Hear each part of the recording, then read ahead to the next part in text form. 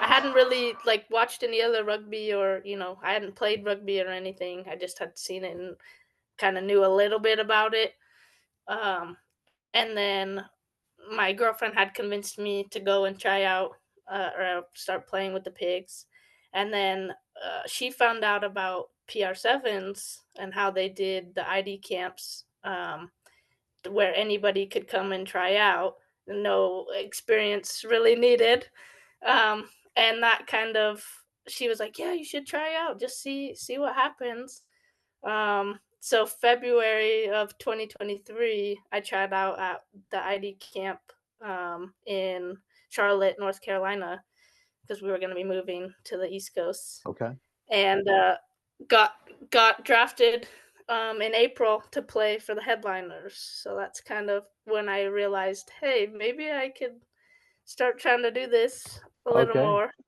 It was challenging, especially to kind of, have just a little bit of play in the club level before Yeah. jumping up and playing a quicker game, because it's definitely quicker to go into, where everybody knows the game Right. mostly. Yeah. And so I think I was still trying to figure out where I fit.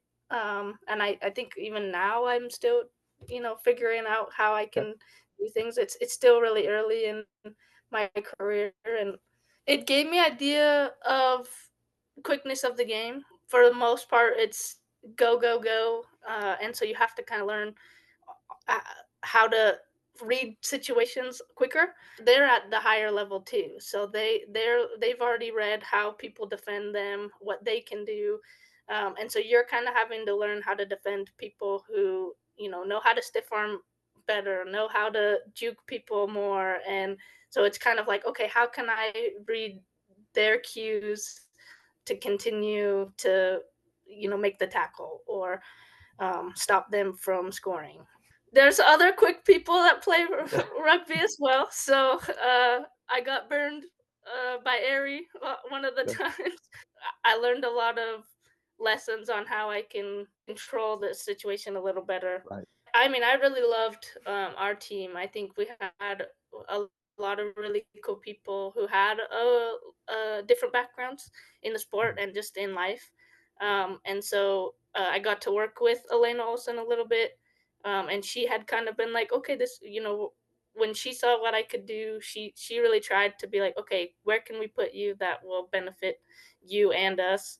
She was very nice in like realizing that I'm new and I'm Yeah. trying to learn still, and so she was trying to help me as much as she could.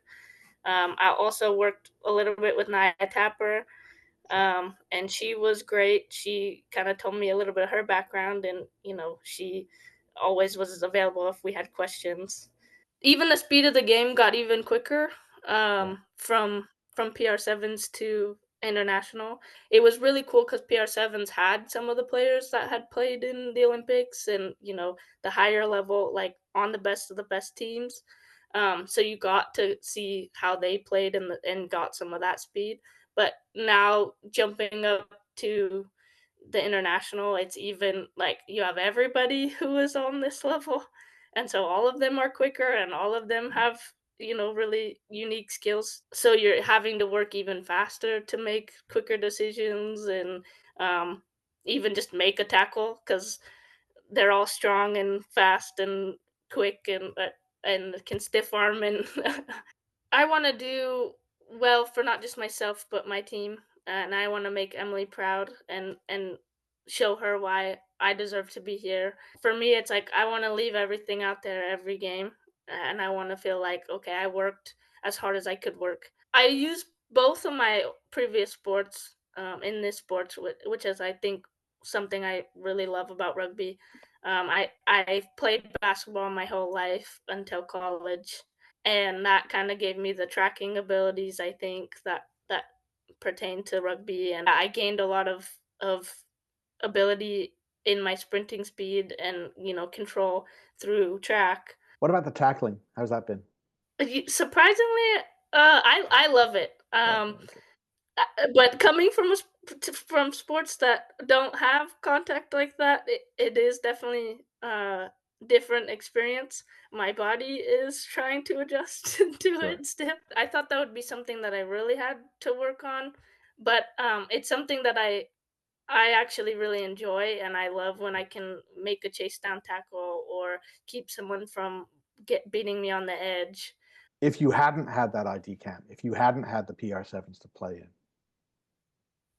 where would you be? Yeah, that's a great question. I kinda have been thinking about this, uh, for a little while now, and I don't think I would be here.